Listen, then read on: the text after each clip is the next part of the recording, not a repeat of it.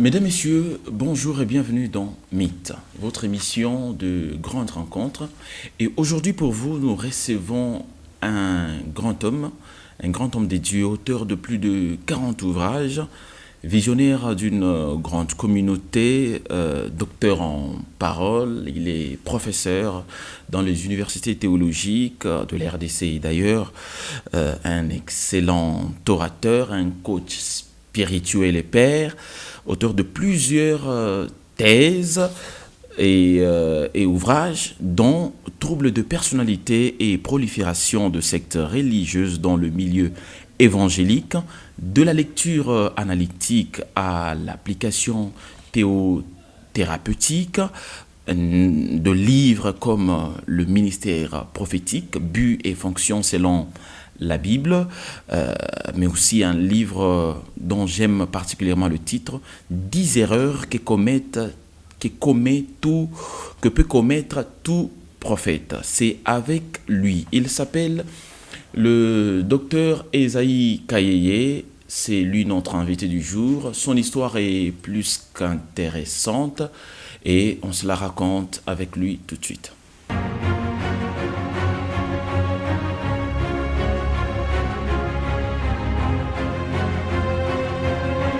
Docteur, bienvenue. Merci beaucoup, merci. Alors, vous êtes plusieurs à la fois.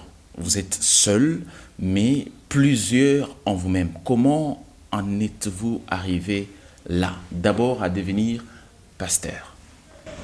Je rentre dans la parabole que Jésus-Christ donne dans Matthieu chapitre 25 à partir du 14e verset, quand il est en train de parler sur la parabole que je taxe comme étant cette parabole qui révèle les cœurs de Dieu. À certains, il a donné un seul talent, à d'autres 5, à d'autres 3. C'est-à-dire, le Seigneur lui-même, dans sa souveraineté, il peut donner beaucoup de choses à un individu. Et il y a des gens qui ont beaucoup de talents, mais qui n'exploitent qu'un seul côté. Parce que vous avez dit, je suis un, mais plusieurs à la fois. Oui. Alors, je vais rentrer dans la casquette pastorale. Je suis né d'abord d'une famille chrétienne. Mon père, c'est un évêque, il est connu dans la ville, le pasteur l'évêque Banzé Kayeye, c'est lui mon père. Okay. Alors, au départ, déjà, ce qu'il faisait me passionnait. Et puis, il m'a initié au ministère trop jeune. Déjà, à l'âge de 8 ans, je prêchais, et voilà. C'était vraiment de notre coutume, mais c'était resté comme ça. Mais en grandissant, à un moment donné, observant ce qui se passait chez nous, je n'étais plus passionné du ministère des pasteurs. Mais comme l'appel, c'est l'appel, il m'a rattrapé. Je ne sais pas très bien expliquer comment je me suis retrouvé dedans, mais je peux dire que c'est le Seigneur lui-même qui m'a sélectionné. Parce que je crois bien, vers 16 ans déjà, j'assurais la pastorale de jeunes. Vous voyez un peu ça, okay. C'était quand même trop tôt. Et on a évolué jusqu'à ce qu'on nous a confirmé officiellement pasteur. Et déjà, il y a plusieurs de nos sources qui nous parlent plutôt de 14 ans, vous pouviez déjà prêcher dans le grand culte. 11 ans. 11 ans. Dans les grands cultes. Non, c'était tout. Ça nous rappelle un peu l'histoire des évangéliques dans l'Amérique latine, où il y a des plus jeunes qui prêchent, mais savoir qu'il y a aussi ça en RDC, beaucoup de gens ne savaient pas. Oui, en fait, ce qui se passe, c'est que ce que nous sommes, tout le monde sait qu'il est en grande partie est influencé d'où il vient. Moi, je viens d'une famille à arrière-plan chrétienne, et puis de deux, je suis le premier fils de mon père. Alors, l'investissement des papas, c'est dans son premier fils, ce qui est normal, surtout si ça rencontre déjà les prédispositions à l'appel divin. Ce qui veut dire que c'est déjà une chose normale. Et déjà trop tôt, vous êtes confirmé pasteur. Quand est-ce que vous avez eu l'appel avant d'accepter réellement maintenant d'être pasteur? Il y a une chose que j'ai toujours dit qui est vraiment difficile à expliquer. Vous rencontrerez des vrais enfants de Dieu, mais qui ne vous donneront pas la précision exacte de quand est-ce qu'ils ont été sauvés. Ouais. Vous les rencontrerez. Vous rencontrerez aussi des gens qui sont authentiquement dans l'appel, mais sans vous dire quand est-ce qu'ils ont reçu certainement l'appel. Et c'est votre cas? Ils se sont retrouvés dedans. Mais au moins, je me rappelle qu'il y a un temps, je crois que je pouvais avoir 15 ans à cette époque-là, où je recevais des visions terribles. Et ces visions-là, je les appelle les fonds divins. Dieu est en train de dessiner ce que j'étais appelé à faire.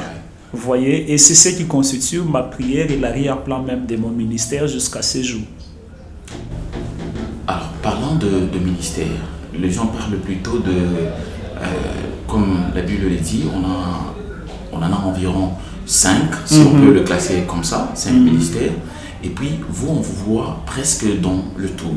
Vous êtes docteur, vous êtes pasteur, vous êtes prophète, vous êtes évangéliste et vous êtes apôtre. Comment est-ce que vous pouvez avoir tout ça vous-même? Est-ce que d'abord c'est possible qu'un homme à lui seul puisse avoir tout ça? En fait, en rapport avec les ministères, il n'y en a pas 5, il y en a beaucoup. C'est plusieurs, mais nous avons 5 ministères classiques. Ok, c'est là qu'on parle souvent des 5 ministères, mais ce sont les 5 ministères classiques. En matière de distribution de dons et de grâces ministérielles, Dieu est souverain. Il donne comme il veut à qui il veut. Déjà, la parabole des talents que j'ai évoquée au départ révèle les caractères et les cœurs de Dieu. Dieu peut se décider de donner autant de choses à un seul individu et personne ne peut lui résister. Alors, moi, je peux dire que ce que nous sommes, c'est la souveraineté de Dieu lui-même parce que nous n'avons pas demandé à Dieu de nous donner autant de choses et autant de grâces. Et par moi, ce sont les gens qui constatent que comment il travaille comme ceci, comment il travaille comme cela. Mais nous-mêmes, à un moment donné, on se retrouve un peu comme étant ordinaire.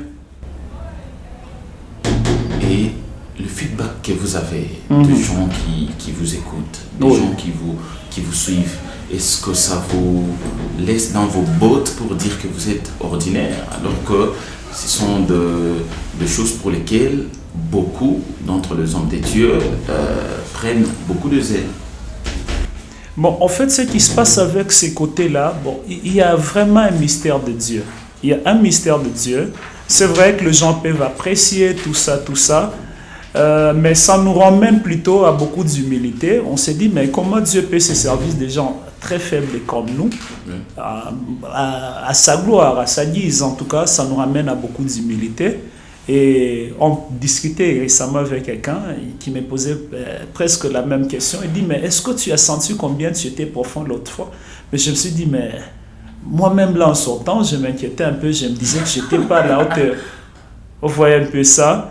Alors, il y a des choses par moment tu en es conscient et il y a d'autres choses par moment tu n'en es même pas conscient parce que c'est le Saint-Esprit de Dieu qui travaille par toi en tant qu'un canal. Alors, pour nous, ça peut être un objet de fierté, mais non pas un objet d'orgueil. Oui, on peut se dire, bon, c'est Dieu qui les fait. Et puis, peut-être ça peut vous surprendre. Il y a des démonstrations de puissance qu'on fait, des démonstrations prophétiques, qui nous étonnent aussi. Oui, qui nous étonnent. Oui, tu te dis, mais comment c'est arrivé? C'est arrivé. Ça nous étonne. Moi, quand on est dans des services de guérison, il y a des choses qui se passent. Je vous dis franchement, ça nous étonne aussi. De la même manière que les gens crient, ça les étonne. Nous-mêmes aussi, instruments qui étaient à l'œuvre, ça nous étonne. Et on parle d'abord de vous et avec vous en tant que pasteur. Oui. Alors, en tant que pasteur, vous avez 2 brebis. C'est une des questions que je me pose si souvent. Oui. De savoir comment vous gérez quelqu'un qui vient vous voir pour demander une orientation par rapport au ministère. L'autre vient pour vous demander une orientation par rapport au business. L'autre, il a des problèmes de mariage. Et comment tout ça vous gérez? C'est plusieurs problèmes à la fois. Parce que quand quelqu'un vient vous voir avec son problème, vous allez voir d'abord quand la personne vous explique son problème, il vous prend, je ne sais pas, elle vous prend 30 minutes. Et pour que vous puissiez donner des orientations, et vous avez beaucoup de gens à l'église, comment vous y arrivez? Bon, en fait, quand Dieu vous donne une responsabilité, vous donne aussi une capacité. Pour ceux qui nous connaissent, moi je suis quelqu'un qui va droit au but, je n'ai pas trop de détours. Il est possible que quelqu'un me parle pendant 30 minutes pour que je lui donne une réponse dans 2 minutes, et ça sera satisfaisant. Okay. Oui, ça nous arrive souvent, si souvent. Ce sont des cas rares où quelqu'un me pose un long problème, que je prenne un très long moment. Tout dépend de la pédagogie de Dieu par rapport au cas qui se présente à nous. Autre chose, cette diversité des cas, Dieu ne peut pas vous confier des gens sans vous donner des capacités. Et sur les capacités que Dieu vous donne, vous devez travailler aussi à vous former, à vous informer. Il y a des histoires quand ça arrive, c'est vrai, ce n'est pas de notre domaine. Avant de donner certaines réponses, on s'informe. Vous verrez que Jairus va dire quoi? J'ai des gens sous mes ordres. Vous voyez, j'ai des gens qui sont sous mes ordres, en dessous de moi, j'ai aussi des supérieurs. Il y a des cas qui bloquent, j'appelle des supérieurs qui peuvent me donner des orientations. Ça nous arrive aussi. Ah, ok, c'est intéressant. Vous informez et puis vous formez par rapport à une situation. Est-ce que c'est dans la sphère de la formation où vous êtes engagé à faire beaucoup d'études théologiques jusqu'à devenir docteur? Bon, en fait, d'abord la théologie c'est une passion parce que moi-même je suis professeur comme vous le savez. Alors vous ne pouvez pas être au même niveau que vos étudiants. Et puis chez moi à l'église, j'ai des frères qui sont théologiens. Peut-être ça va vous surprendre. J'ai des frères qui sont licenciés en théologie. Je suis en train de les pousser qu'ils aillent même au niveau des masters jusqu'à devenir docteur. Okay. Ça, je le vais très bien. Alors ça, c'est parce que je voulais bien enseigner du côté de la théologie. Et dans les sphères de la formation, je pense qu'être théologien seulement, c'est être un peu borné. Parce que nous n'encadrons pas seulement les gens sous l'aspect théologique. Nous avons beaucoup de modèles d'encadrement. Nous avons des médecins, des avocats et tout ça. C'est ce qui fait, on sait qu'un pasteur doit au moins être polyvalent. Il doit avoir des informations, se référer à tout moment, se recycler.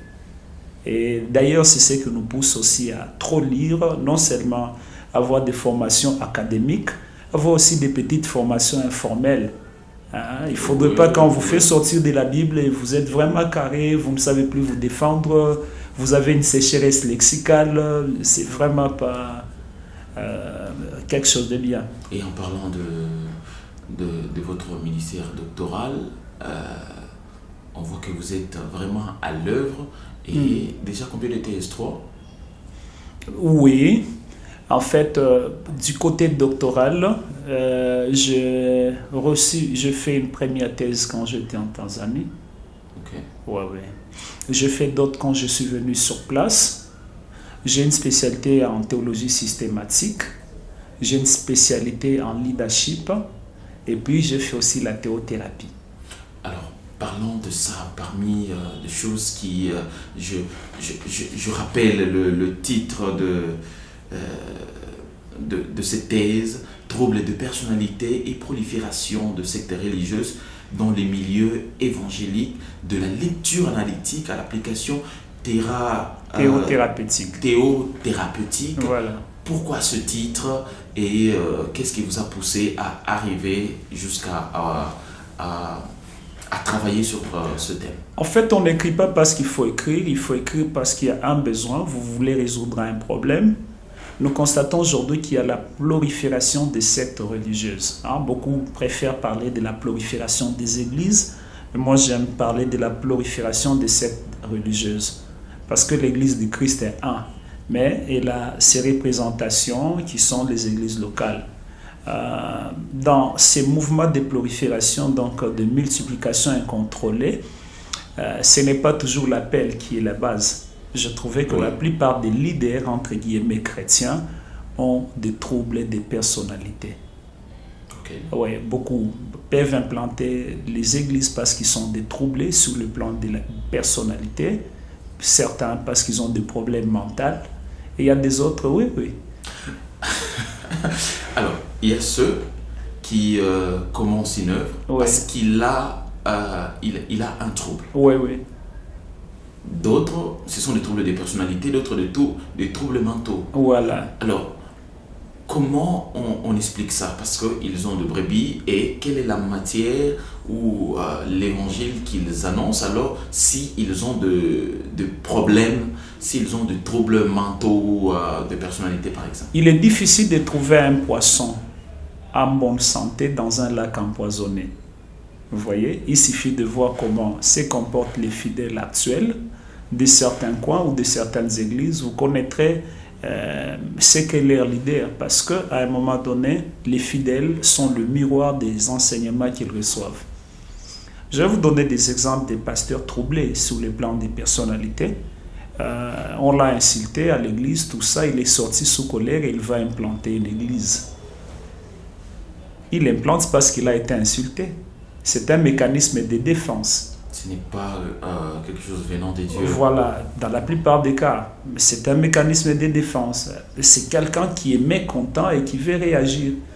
Et là, ce n'est pas un visionnaire, c'est un réactionnaire. Vous voyez un peu ça, donc c'est fondé sur quelque chose. Et pour ça, vous avez proposé dans votre ouvrage, dans votre thèse, de remèdes. De remèdes. Oui, parmi les remèdes, c'est que pour que ces histoires ne soient pas fréquentes, les gens doivent être à l'écoute du Saint-Esprit. Est-ce que réellement l'Esprit vous a parlé? Et puis de deux, c'est confier sous la responsabilité d'un leader, parce qu'il y a beaucoup de remèdes. Là, je parle en pincette, c'est confier sous la responsabilité d'un leader qui doit voir et qui doit attester réellement que vous avez l'appel. Vous savez, le Dieu qui appelle là, ne peut pas sauter l'église parce qu'il sait que vous allez servir dans l'église. Oui. Actes des Apôtres, chapitre 3, le premier verset. Pendant qu'ils jeûnaient et priaient, l'Esprit dit, mettez-moi à part Paul et Barnabas. Mais actuellement, nous avons des gens, l'Esprit n'a pas parlé, ils se mettent à part eux-mêmes. Et ça, c'est un réel problème dans la société. Et parce qu'aujourd'hui, on a le même mot qui produisent réellement le même effet presque partout. Vous allez voir, c'est presque ça commence à être fréquent presque dans chaque église où il y a un pasteur, entre guillemets, excusez-moi, rebelle. Il a quitté son pasteur parce qu'ils ont eu tel ou tel problème. Et dans tout ça, est-ce que vous avez déjà reçu de cas similaires? Moi, je suis peur de beaucoup de pasteurs. Je suis à la croisée du monde pastoral. J'ai grandi dans ça. On a déjà croisé autant de cas. Certains, ils peuvent avoir des problèmes, ils recourent vers vous, non, papa, encadrement, des choses comme ça. Quand j'analyse les cas, il y a des gens que je recommande de rentrer réparer avec leurs sources. Vous voyez, parce que quand le départ est mauvais, même les résultats seront aussi biaisés. Je rappelle que vous êtes professeur dans plusieurs écoles théologiques, notamment en Tanzanie, où c'est plusieurs pasteurs, c'est plusieurs diacres, c'est plusieurs évangélistes qui viennent suivre des cours. Est-ce que même là, vous avez rencontré le même type de problème? Les humains sont les mêmes partout. Oui, les humains sont les mêmes partout. Il n'y a pas de différence au niveau des humains. C'est juste la peau, les cultures, mais les humains sont vraiment partout. Les cas de rébellion que nous voyons ici au Congo, c'est un cas international. Ouais, les déceptions ministérielles sont internationales parce que l'ennemi de l'Église n'est pas un humain, mais c'est le diable qui se cache derrière les humains. Vous voyez, le corps de Christ est attaqué par un diable qui utilise les hommes. Alors, partout, on a croisé ces cas et le Seigneur nous a donné aussi la sagesse ou les sagesses selon le problème qui pouvait se pointer. Et bien sûr, il y a des pasteurs qui sont problématiques, il y a aussi des fils qui sont problématiques. Alors, on doit être dans l'équilibre de choses. Et aujourd'hui, qui êtes-vous? Un coach en leadership ou on peut, je ne sais pas, ce terme, ou bien un pasteur des pasteurs? Parce que c'est plusieurs pasteurs qui viennent, ils viennent vous voir et je souligne ici que plusieurs pasteurs qui viennent vous voir, ils ne sont pas de votre communauté. Oui. Ils viennent parce qu'ils ont des problèmes, ils ont besoin d'encadrement, ils ont besoin d'orientation, et puis d'autres ont besoin de coaching ou de mentorat. Alors, comment vous les sélectionnez? Vous acceptez tout celui qui vient ou bien vous demandez d'abord à l'esprit et s'il vous l'accorde, vous commencez ce travail? Il n'y a pas plus fort dans la vie d'un homme comme le mandat. C'est les mandats qui attirent, c'est les mandats qui sélectionnent. Il y a des gens qui viennent, tout ça, après un certain moment, vous allez trouver qu'ils ne seront pas sélectionnés. Vous voyez un peu ça. Nous ouvrons les portes à tout le monde qui vienne, tout ça, parce que quand quelqu'un dit je vis au nom du Seigneur, la personne est la bienvenue. Mais c'est par après, peut-être que l'Esprit peut nous éclairer que à telle situation, c'est un problème, il ne peut pas être sous votre responsabilité ou guide. Peut-être ça va vous scandaliser. Il y a même des gens que j'ai reçus, je l'observe déjà, j'ai dit non, par rapport à ton cas, va chez tel pasteur. Ah, vous donnez des orientations comme ça? Oui, ça arrive aussi. La personne ne va pas prendre comme si vous étiez arrogant, comme si vous étiez méfiant à son encontre? Bon, en moins que cette personne soit mal instruite. Quand on est instruit, on sait que c'est de l'Esprit de Dieu, il n'y a pas de problème. Mais maintenant, attention, bon, les consultations, c'est différent. Il y a des gens qui nous consultent pour des situations purement scientifiques, des situations purement spirituelles. Alors, on catégorise. Quand c'est purement spirituel, je sais qu'il y a des compétences spirituelles que Dieu a données à certains, que moi, je n'ai pas. Les mesures de grâce se diffèrent toujours. Alors, je ne peux pas m'aventurer sur un terrain qui ne m'appartient pas. Il faudrait reconnaître les grâces des autres. Vous voyez, c'est comme ça que ça se passe avec nous, dans notre système de fonctionnement. Est-ce que vous avez déjà trouvé des gens qui doutent de vous, de l'apparence? Dans la plupart des cas, et généralement quand je passe, quand on parle des doxa, je ne sais pas les gens ont quelle image. Et ça me fait bien parce que ça m'aide à être un peu plus discret. Et il faut le voir et l'écouter pour essayer de les catégoriser, parce que plusieurs ont dit la même chose. J'ai suivi votre intervention à ACI Fungurume, et après là, c'est une autre considération. Et puis j'ai vu une récente affiche où vous êtes encore invité, c'est-à-dire quand vous passez quelque part, vous marquez les cœurs. Bon, en fait, c'est Dieu qui décide et c'est la grâce. C'est pas que je sois trop meilleur pour être invité ça et là. C'est un problème de saison, un problème de grâce. Un problème, c'est Dieu qui sait qui a quoi à donner à qui. Vous voyez, quand Dieu vous donne beaucoup, c'est-à-dire vous demande aussi beaucoup. C'est un sacrifice, c'est pas seulement une loi d'être invité à gauche, à droite, c'est beaucoup de sacrifices. Nous avons aussi besoin du temps avec nos églises, avec les enfants, avec la femme, tout ça, tout ça. C'est vraiment un grand sacrifice. Et par-delà tout, quand ces portes s'ouvrent, on sait que Dieu les fait pour un objectif. Vous voyez? Et puis, ce que j'ai toujours dit, c'est que par moment, là où Dieu a déposé sa gloire, ça n'en a pas l'air. Ésaïe chapitre 53, il n'avait ni beauté ni éclat. Voilà. Alors, par moment, c'est comme ça que Dieu fait, afin que toute la gloire puisse lui revenir. J'ai dit dans ma présentation que vous étiez visionnaire d'une communauté. Aujourd'hui, Alpha Yadel, combien d'églises? Alpha Yadel, nous comptons maintenant 6 églises assises. Okay. Oui, nous avons connu aussi des échecs dans l'implantation. Oui, notamment, on avait essayé choses comme on appelle Livingstone, Quito aussi. Donc, on parlerait peut-être de 8, mais maintenant, nous sommes à 6. Ah, ok. Et c'était quoi, si on ne peut pas être indiscret, qu'est-ce que vous avez appris de Non, il n'y a pas pour moi, j'aime pas. On peut appeler échec. Ah ouais, bon, en fait, moi, je n'aime pas être discret par rapport à quelque chose qui peut édifier plusieurs. Oui. Dans l'implantation, il y a aussi des choses, Dieu vous apprend. Okay. Dieu vous apprend. Il peut vous apprendre la discipline.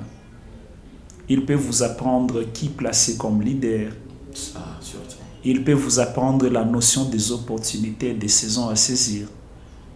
Alors, on est passé par beaucoup de choses comme ça, juste pour apprendre et comprendre. Alors, prochainement, je ferai pas ceci ou cela. Et vous êtes surtout auteur. C'est plusieurs livres, mais parler de 40 livres, je vois déjà le temps que ça nous prend à lire et combien de temps ça va prendre à l'auteur à écrire. Quelles sont vos motivations dans votre peau d'écrivain? En fait, je suis motivé par une chose, parce que Dieu lui-même, c'est un Dieu qui aime écrire. Oui, les premières tables de loi que nous avons reçues, ce n'est pas Moïse qui les a écrites, c'est le Seigneur qui a écrit. Alors je dis, mais si le Seigneur lui-même est écrivain, que dire de moi Qui suis-je pour ne pas écrire? Hein? Quand je vais dans le Nouveau Testament, je trouve que l'un de mes modèles, mon paradigme de ministère, l'apôtre Paul, qui est d'ailleurs notre apôtre des païens, ce gars écrivait. Hein. Oui, il a beaucoup écrit. Il a beaucoup écrit et peut-être qu'il n'a pas eu un si long moment de ministère comme nous. Vous voyez? Alors, c'est parmi les choses qui me motivent à écrire. Et puis, même au ciel, dans les mystères divins, on a les livres de souvenirs et les livres de vie. Et vous avez commencé à écrire à quel âge? J'ai commencé à écrire, je crois, si j'ai vraiment une bonne mémoire, je pouvais avoir aux environs de 18 à 19 ans. Vous avez écrit votre premier livre. Ouais. Et c'était quoi le titre? Les 3 principes fondamentaux chrétiens. J'ai parlé sur les sacrifices, les offrandes et la prière. Ouais, je crois que je devais avoir 18 ou 19 ans. Et c'est venu dans le prédication? Oui, en fait, c'était venu. J'avais tellement prêché sur ces choses-là. J'ai été motivé par un coach. Dans ces temps-là, j'étais encore... Non, j'avais déjà fini à Emmaüs. Non, le premier ouvrage qui n'était même pas publié, je viens de me rappeler, je l'avais intitulé juste Les Diables. Ok. Ouais. J'ai parlé sur les caractéristiques de Satan, de démons, tout ça, mais c'était inédit.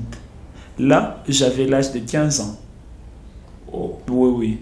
Et j'ai même été accompagné par le coach en ces temps-là, qui est le pasteur Léon Aubert Kassongo.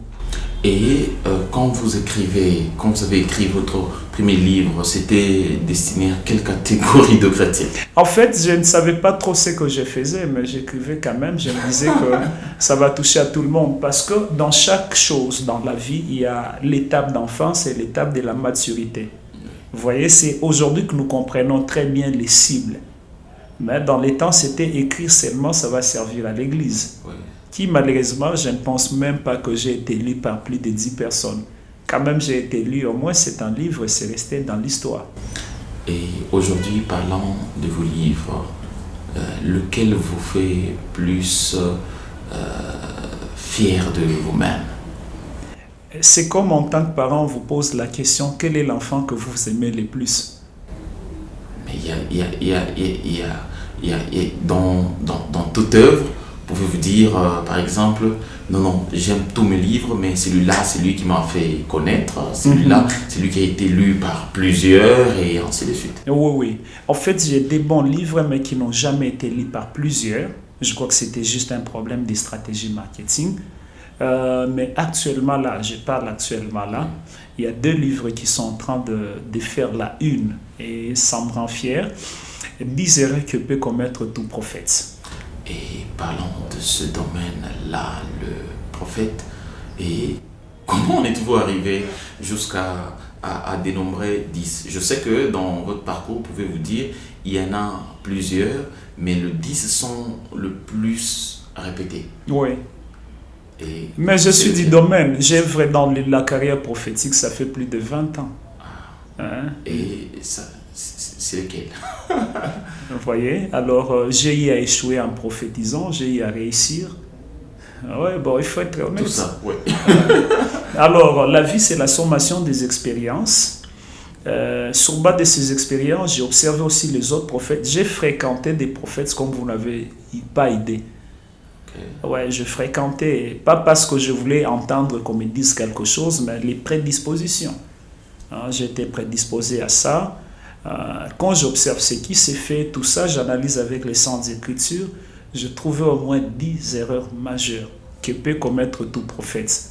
Quand j'ai écrit, ce n'était pas pour encourager aux gens de commettre ces erreurs-là, mais c'est les encourager à les éviter.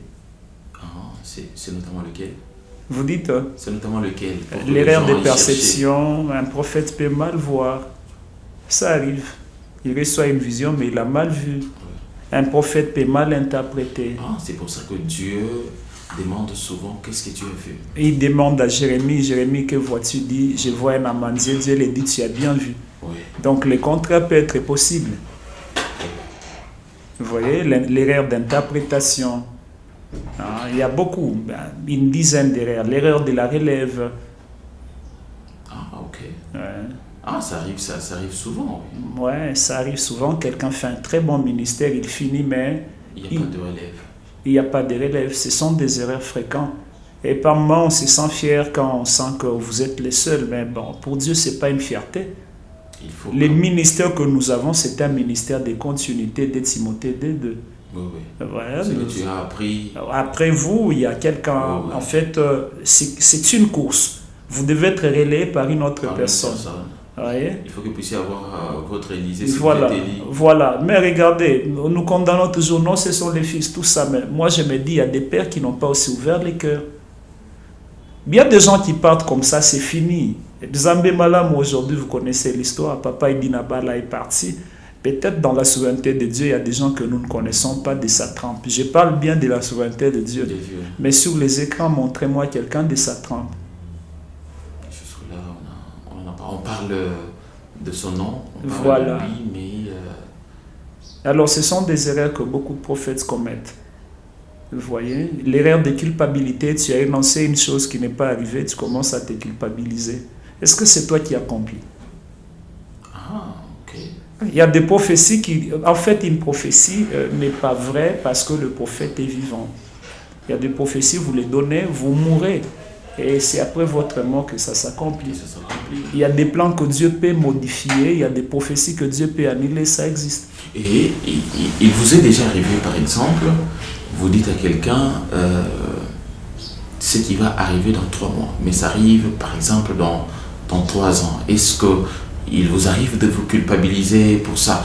Quand je parle de vous, je vois le prophète. Oui, c'est déjà arrivé à plusieurs reprises. Et après maturité plutôt, on a fini par comprendre qu'il s'agissait des prophéties conditionnelles. Parce que quand Dieu fixe quelque chose, il fixe un temps, il doit accomplir cela.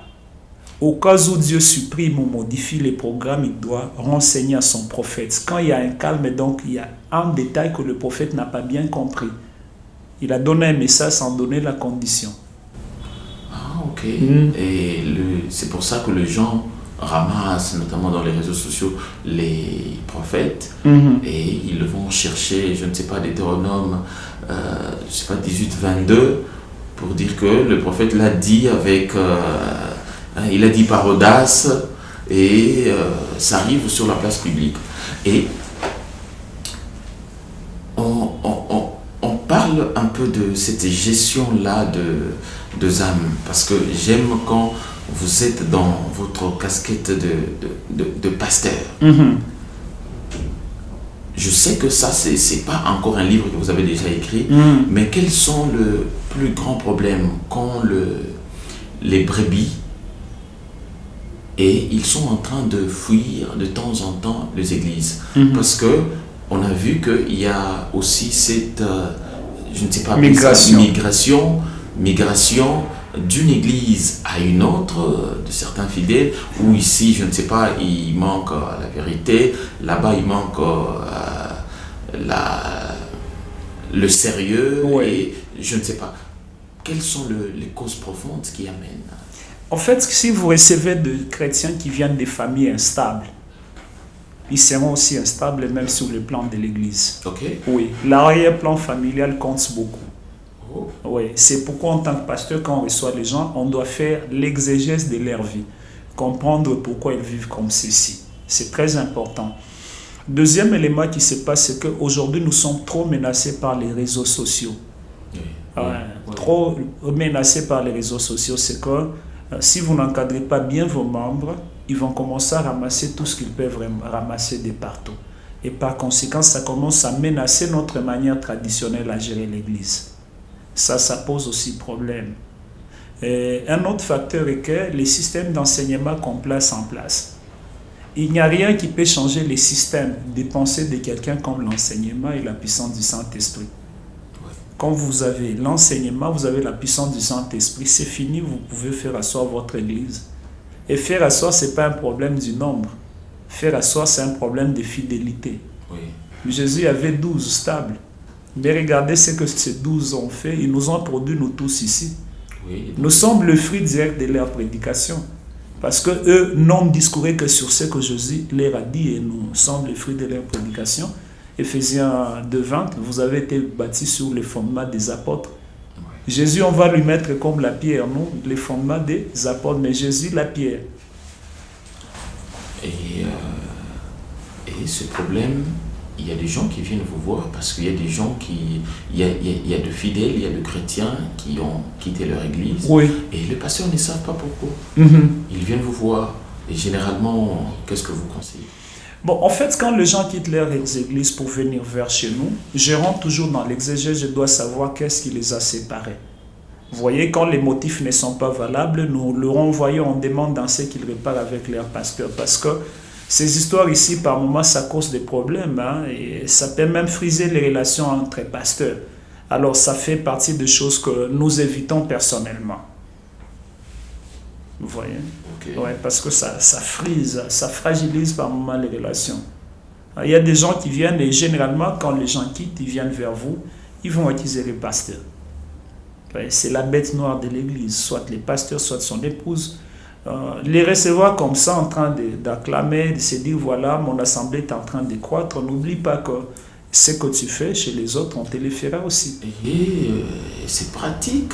Ce sera vraiment une réponse directe. Parce que quelqu'un qui a quitté l'autre pour telle chose que vous avez encouragé et on vous fait le même coup. En fait, moi, je n'ai jamais encouragé que quelqu'un, quand il quitte et qui vient chez nous, qu'il continue à parler en mal contre son pasteur. Je n'aime pas. C'est un homme de Dieu, il a ses défauts, il a ses qualités. Surtout, il ne faudrait pas divulguer ou diffamer la personne qui vous a imposé les mains. Ce n'est pas une bonne chose. Moi, je classe cela parmi les aspects de l'ingratitude. Aujourd'hui, Doxa Esaïe Kayeye est prête à aller où? Parce que on a des ambitions. Je sais qu'on doit aussi savoir gérer nos ambitions, mais Doxa Esaïe Kayeye est prête à aller jusqu'au bout dans le ministère et surtout dans l'écriture, parce que vous écrivez prioritairement, premièrement, pour ne pas dire exclusivement pour le chrétien. En fait, en rapport avec où je vais aller, sur le plan global dans le ministère, un homme de Dieu n'a pas sa volonté privée. Il n'a que la volonté de Dieu à accomplir. Où Dieu veut m'amener, c'est là que j'irai. Et par rapport à mes ambitions personnelles en écrivant, je me dis à moins un minimum de 1000 livres avant que le son de la trompette ne sonne. 1000 livres, et cela dans plusieurs domaines de la vie de chrétien? Oui, parce qu'on est pasteur, nous sommes censés répondre à beaucoup de questions. Vous savez, être pasteur, c'est plus qu'être politicien, parce que même les politiciens, nous les gérons dans l'église. Oui. Vous voyez un peu ça, nous avons des chefs d'entreprise, tout ça.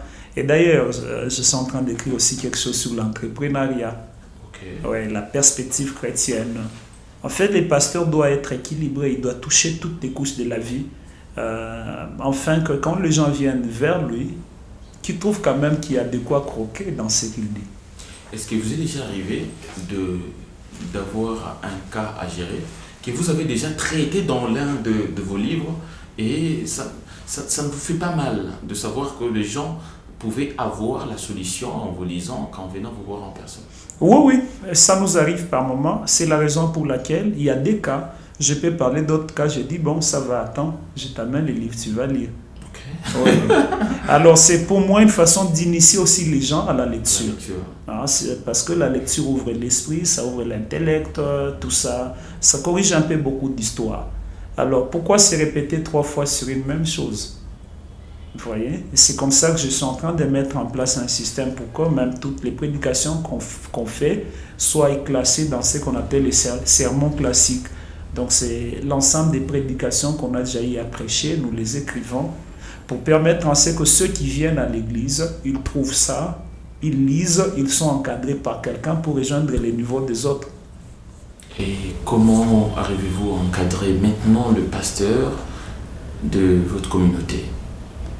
Vous êtes leur père et comment les encadrer vous sur tout le plan? Parce que il y a une fois, j'ai assisté chez vous à la consécration des pasteurs. C'était très émouvant, mais on se dit que avant d'arriver en ce jour, il y a eu un travail qui avait été réellement et bien fait. Alors comment vous le faites? Vous prenez combien de temps par exemple? Nous avons un système.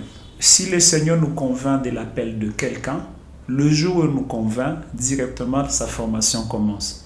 Okay. Oui, d'ailleurs, la formation commence même avant la confirmation, c'est observé. Mais quand le Seigneur nous confirme que tel doit être consacré, il doit commencer déjà une formation. Par exemple, il doit maîtriser tous les 5 ministères classiques. Il doit maîtriser la gestion de l'Église. Oui. Ça peut prendre le temps que ça peut prendre. Mais avant la consécration, on passe aussi une période de retraite où on doit prier. Au-delà des enseignements, on doit sérieusement prier. Et je vous dis, chez nous, quand c'est la consécration, vous-même, vous avez été témoin. Oui. Et récemment, nous avons consacré notre pasteur, c'était surnaturellement surnaturel. Ouais. C'est comme ça que vous verrez que nos produits, après cela, ils deviennent un peu d'autres personnes. Je n'ai pas cette philosophie où quand quelqu'un reçoit l'appel, il doit jeter les stylos. Nous, quand vous recevez l'appel, vous devez ramasser les stylos. Oui, ramasser les stylos, vous avez beaucoup de choses à apprendre. Oui, vous devez ramasser les stylos. Et après, vous devez bosser en prière. Mais après cela, c'est là qu'on devient encore plus dur. Parce que Dieu est exigeant, c'est lui à qui il a donné beaucoup. Ces pasteurs-là qui reçoivent l'huile, on devient plus dur envers eux. Il n'y a plus trop de laisser aller comme auparavant, tout ça, parce qu'ils deviennent automatiquement des modèles. Voilà un peu comme nous fonctionnons. Très intéressant. Je sais que parlant de vous et de votre histoire, c'est vraiment intéressant. Vaste parce qu'aujourd'hui on n'a parlé que du côté rose, mais si on pouvait parler de souffrance, c'est grave. Et déjà, comment Madame perçoit ce côté-là? Comment elle vit ce côté-là où papa revient à la maison avec beaucoup de déceptions au niveau, parce qu'il y a ce problème que vous avez au niveau ministériel qui impacte totalement sur votre vie. Et ça arrive, même si ce n'est pas par votre volonté, mais ça arrive quand même dans les oreilles de maman. Comment vous gérez maintenant ce cas? Parce que cette blessure-là, vous risquez de la transplanter pour la mettre dans madame. Oui, le problème qui touche à la psychologie. En fait, qu'est-ce qui se passe? C'est que quand l'homme trouve une femme, l'acte de travail que tout homme doit faire, c'est d'initier la femme à son travail. Oui. C'est comme ça que quand Moïse était attaqué par l'Éternel, Séphora a été initié directement, il a circoncis les enfants. Oui. En disant, celui-ci est l'époux du sang, c'est-à-dire, la femme était un support pour lui dans les sacerdoces. Ma femme est initiée dans ce que je fais. Elle sait comprendre ce que c'est que le ministère et puis ça nous crée l'équilibre. Ça ne crée pas assez de problèmes, nous n'avons pas de soucis à ce niveau-là. C'est aussi un don, une grâce que Dieu a eu à me faire, d'avoir une femme intelligente, d'avoir une femme qui comprend les enjeux du ministère, surtout qu'elle-même porte aussi un appel. En quelques minutes, est-ce qu'on peut savoir le plus mauvais souvenir que vous avez rencontré dans le ministère, et on ne peut pas dire qu'il vous hante jusqu'à ce jour, mais qui vous donne une matière à réflexion? Ça, on peut en faire une émission. Je vais suggérer d'ailleurs que je revienne à une émission où on parlera sur les mauvais souvenirs. Oui, mais en quelques J'en ai de trop. Ok. J'ai un souvenir où nous avons bâti un temple pour Dieu, où nous n'avons fait que 19 jours à l'intérieur. Tout le temple s'était écroulé. Tout avec la pluie. La pluie. J'ai pensé que j'étais dans une vision. J'avais vu d'abord une vision où les murs étaient tombés sur moi. Après la vision, j'ai tiré ma natte parce que j'étais en retraite et enfin, poup, la pluie a commencé, les murs est tombé. Je pensais que c'était la continuité de la vision. Je m'étais rendu compte que c'était vrai pendant que je m'étais mouillé. Et je venais fraîchement de la mission, à dépenser tout l'argent de la mission pour construire le temple de Dieu. Ça fait partie des très mauvais souvenirs que j'ai eu à voir. J'ai eu aussi des mauvais souvenirs de déception de fils, sur que je comptais beaucoup. Ouais. À un moment, il y a des choses dont on n'aime pas en parler. Vous sentez comme si votre cœur est poignardé. Ouais, surtout que certains, vous n'êtes plus avec eux, vous ne faites plus autant ensemble et tout ça. Bon, ça fait partie des très mauvais souvenirs qu'on a eu dans les ministères. Voilà. Je vois que c'est beaucoup. Quel message donnerez-vous en guise de conclusion pour cette émission à toutes ces personnes qui vous suivent? Et en bref, qu'est-ce qu'ils peuvent retenir de Doxa Esaïe? En fait, je pense qu'en guise de conclusion, c'est qu'il n'y a pas de grand sans parcours. Et n'enviez pas la gloire de quelqu'un si vous ne savez pas il porte quel genre de couronne. Peut-être si on voyait les cœurs, j'essaie d'ouvrir mon cœur et les présenter à la télé. Il y a des gens qui prendraient fuite, peut-être. Ouais. Nous sommes les résultats de beaucoup de coups. Mais surtout que ce que nous sommes aussi les résultats de beaucoup de persévérance. On n'a pas abandonné. Faire autant de livres, c'est la persévérance. Hein? Oui. Implanter autant d'églises, c'est la persévérance. Tenir dans les ministères, c'est la persévérance. En fait, moi, je pense que c'est tout ce que je peux dire. Merci à vous d'avoir accepté notre invitation. Merci. Alors, c'était un plaisir de rencontrer, de recevoir ces grands hommes des dieux. Alors, ces ambitions, notamment dans l'écriture de livres, m'ont beaucoup inspiré. Écrire plus de 1000 livres avant de rentrer vers le Seigneur, avant que la trompette ne